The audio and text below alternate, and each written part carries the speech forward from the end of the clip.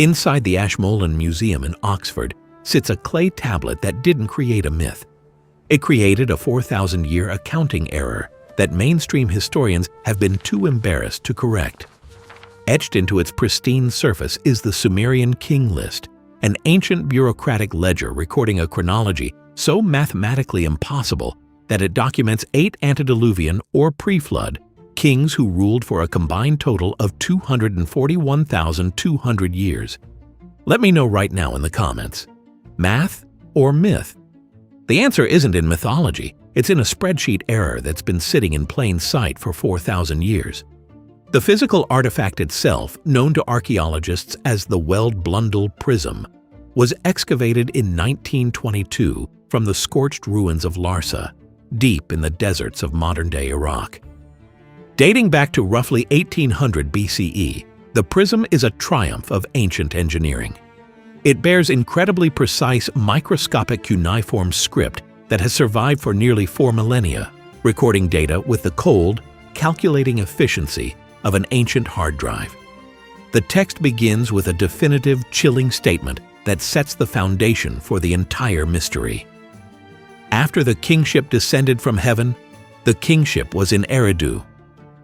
Eridu is universally recognized by archaeologists as the oldest city in southern Mesopotamia, the absolute cradle of human civilization.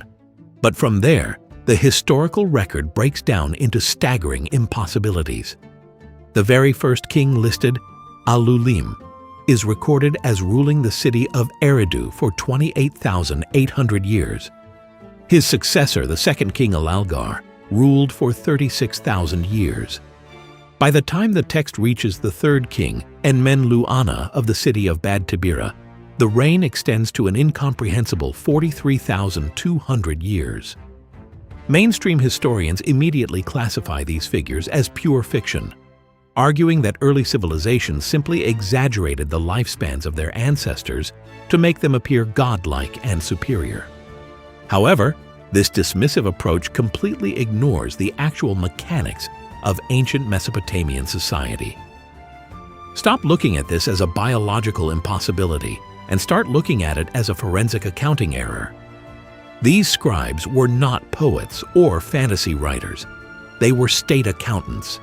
They were the architects of the most rigorous, obsessive bureaucratic system the ancient world had ever seen. The Sumerian economy was entirely centrally planned. State administrators tracked grain shipments down to the fraction of a bushel, recorded sheep inventories with brutal precision, and distributed daily beer and bread rations using strict mathematical formulas. They invented the earliest forms of writing specifically to manage data, not to tell stories. They did not invent monumental numbers for the sake of a good narrative. The secret to decoding this ancient timeline is not found in biology, but in applied mathematics. To understand the impossible reigns of the antediluvian kings, we have to look closely at the numerical system the Sumerians invented and weaponized for state control. Unlike our modern decimal system, which is based on the number 10, the Sumerians utilized a highly complex sexagesimal or base 60 numerical system. This was an incredibly advanced way to process data. In fact, it is the exact same mathematical foundation we still use today to divide a circle into 360 degrees or an hour into 60 minutes. The Sumerian bureaucracy used specific large-scale units to manage their massive agricultural empire. The core unit of monumental measurement was known as the sar, a value representing exactly 3,600. The secondary unit was the NER, representing 600, and the tertiary unit was the SOSS, representing 60. When we apply this verified bureaucratic math to the impossible lifespans on the prism, a terrifyingly precise pattern emerges. The numbers are not arbitrary, random guesses made by an ancient storyteller. They are perfect, flawless mathematical multiples of the state accounting system. Look at the data. Alulim's reign of 28,800 years is exactly 8 sars. Enmenlu-Ana's reign of 43,200 years is exactly 12 sars. Alalgar's 36,000 years is exactly 10 sars.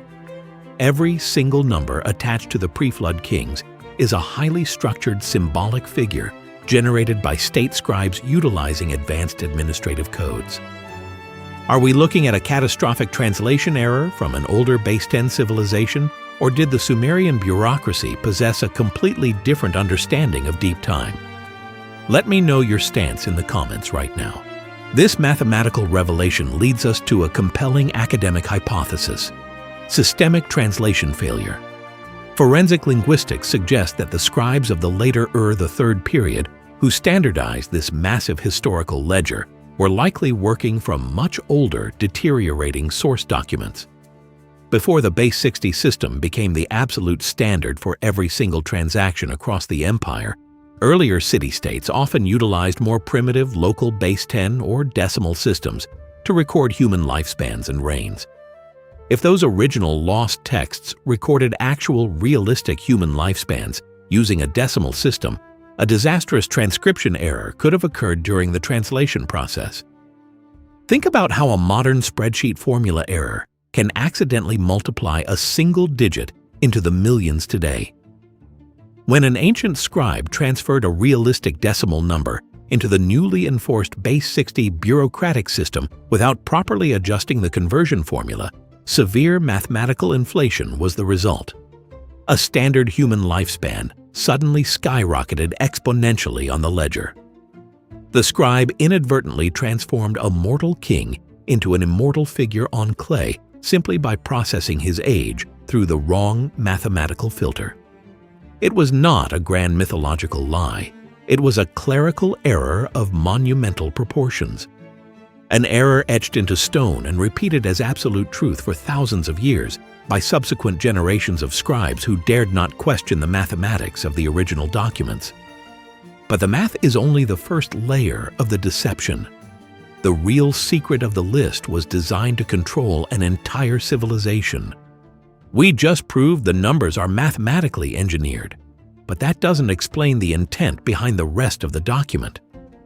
The scale of this fabrication wasn't merely to glorify the dead, it was explicitly engineered to enslave the living. The true anomaly of the ancient text lies in how it actively manipulates the flow of time and geography. Modern historians have identified the text not as a factual historical ledger, but as a masterpiece of ancient political propaganda, originally referred to in scholarly circles as the Chronicle of the One Monarchy. The rulers of the Isin dynasty, who commissioned the most pristine versions of this text, were fighting a desperate, bloody war for control over a fractured Mesopotamia. They needed to legitimize their immediate power to a rebellious, decentralized population. To do this, they had to prove that absolute dominion over the entire known world was ordained by the gods from the very beginning of time, and crucially, that this divine right to rule could only be held by one city at a time. Here is where the timeline of human history was deliberately erased and rewritten by the victors. To create the illusion of an unbroken, unified lineage stretching back to the dawn of civilization, the state scribes deployed a tactical deception known as the Sequential Illusion.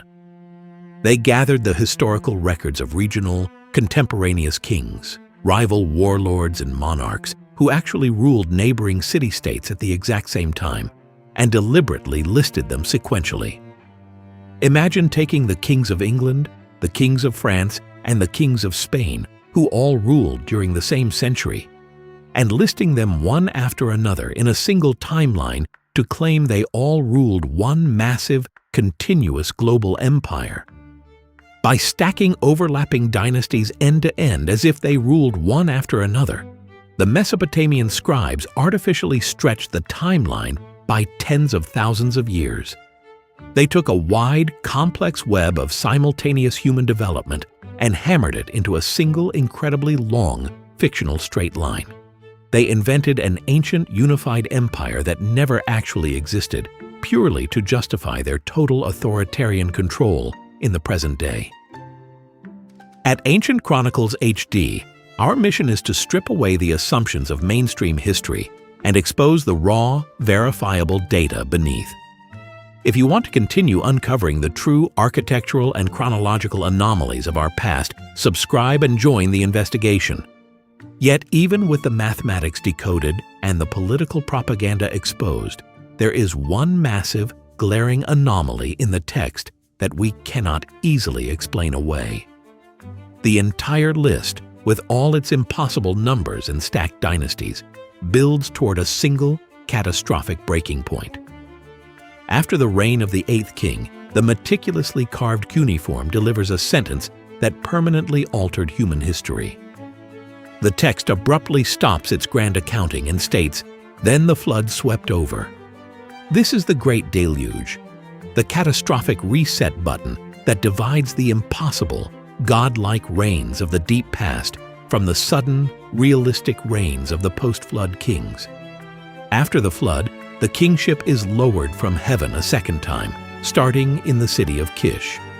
But something fundamental has broken. The base 60 mathematics are largely abandoned for calculating lifespans. The reigns instantly drop from tens of thousands of years to standard, biologically accurate human lifespans. If the pre-flood kings were merely a mathematical fiction, why does the entire chronological system violently change the exact moment the water recedes?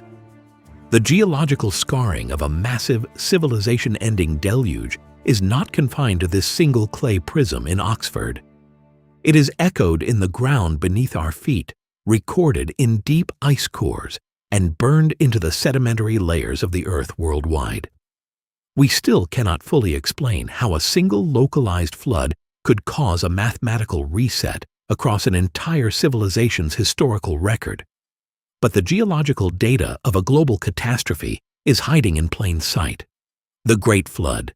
Is there geological proof of the Bible? Click the video on the screen to find out. This video is the closest anyone has gotten to an answer. Thanks for watching Ancient Chronicles HD.